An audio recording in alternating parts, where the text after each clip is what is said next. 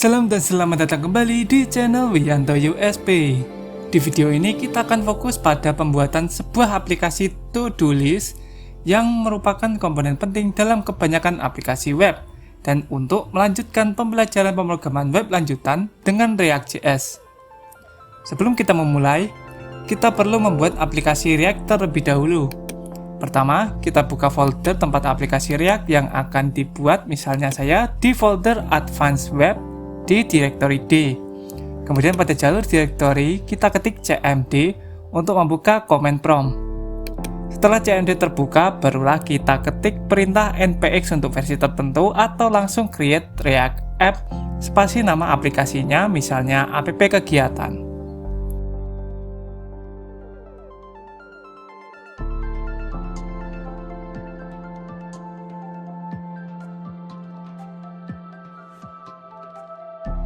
Setelah muncul tampilan seperti ini, kita bisa langsung jalankan dengan mengetik perintah berikut. Tetapi saya akan menjalankannya pada Visual Studio Code yang bisa langsung dibuka dengan mengetik perintah kode seperti ini.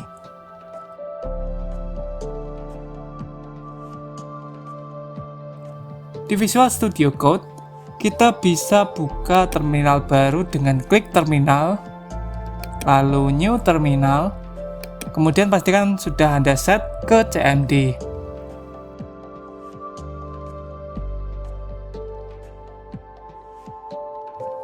Setelah itu barulah Anda ketik perintah pada cmd sebelumnya ke cmd yang telah terhubung ke VS Code untuk menjalankan aplikasi React yang telah dibuat seperti ini.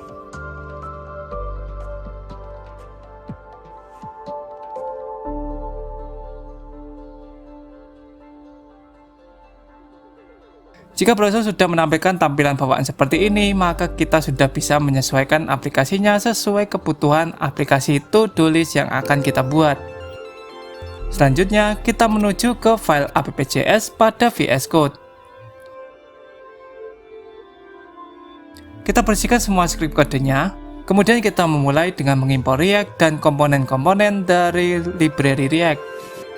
Ini adalah langkah awal untuk setiap aplikasi React. Lalu file app.js juga diimpor untuk memberikan style pada aplikasi kita. Di sini kita mendefinisikan kelas app yang merupakan komponen utama aplikasi kita, di mana kelas ini mewarisi atau extend komponen dari React, yang berarti app akan memiliki semua fitur dari React komponen. Kemudian setiap komponen React harus memiliki metode render yang mengembalikan JSX untuk ditampilkan pada UI. Di dalam metode render ini, kita mendefinisikan struktur HTML yang akan kita gunakan dengan return.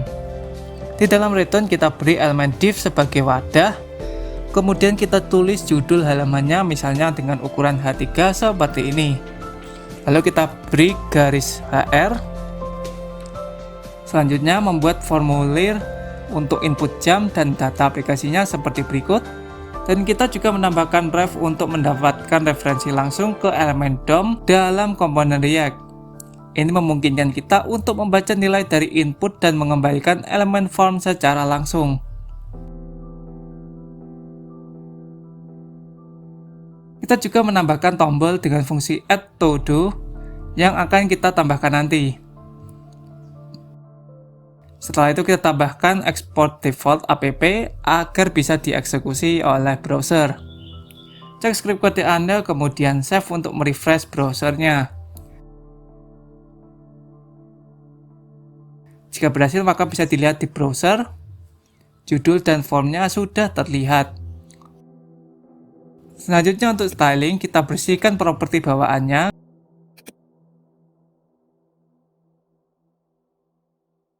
Kemudian kita beri selektor body dengan properti teks rata tengah, padding 10px, margin 10px. Lalu untuk input kita beri ukuran panjang 60% layar, padding 20px, dan margin 10px. Kemudian input bertipe button dengan margin 10px tanpa dekorasi teks dengan warna background seperti ini, lalu save. Bisa dilihat pada browser sekarang formnya sudah lebih rapi, dan karena belum ada fungsi untuk menambah data, maka jika formnya diisi, browser hanya akan refresh. Oleh karena itu, selanjutnya kita menambahkan fungsi untuk menambah dan menghapus data aktivitas. Di sini saya sudah mendapatkan konstruktor untuk wadah fungsi state. Di dalam konstruktor kita menginisialisasi state dari komponen. State adalah tempat kita menyimpan data yang bisa berubah-ubah. Di sini todos diinisialisasi sebagai array kosong yang nantinya akan berisi daftar aktivitas. Di dalamnya ada fungsi addTodo yang akan dipanggil ketika tombol simpan diklik. Fungsi ini mencegah submit from default seperti tadi dengan prevent default. Kemudian kita mengambil nilai dari input jam dan aktivitas, kemudian menambahkannya ke dalam array todos di state. Setelah itu kita memanggil this set state untuk memperbarui state dan memicu re-render. Terakhir kita mereset form dan memfokuskan kembali ke input jam. Di bawahnya saya juga menambahkan fungsi hapus todo yang akan dipanggil dengan klik tombol hapus yang ditambahkan di bawah. Fungsi ini menghapus item pada index i dari array todos menggunakan metode splash. Setelah itu kita memperbarui state dengan array todos yang sudah diperbarui. Selanjutnya di bawah form yang dipisahkan dengan garis HR, saya telah tambahkan elemen UL dengan tombol hapus yang terhubung ke fungsi hapus todo sebelumnya dan list dengan format seperti ini untuk mengambil data yang ditambahkan menggunakan map untuk mengiterasi setiap item dalam array todos dan menampilkannya sebagai list item. Jika kita save dan berhasil, maka di sini aplikasinya sudah berfungsi sesuai dengan fungsi yang telah ditambahkan. Dan untuk menghilangkan bulatan daftar seperti ini, maka kita kembali ke file CSS dan tulis selector UL dengan properti tanpa tipe style daftar. Dengan langkah-langkah tersebut, kita telah berhasil membuat komponen dasar dari aplikasi To-Do List dengan React.js. Source code yang digunakan channel ini telah tersedia pada blog saya di deskripsi di bawah. Demikian yang bisa saya sampaikan pada video kali ini. Apabila ada kesalahan selama penayangan video ini, saya minta maaf sebesar-besarnya.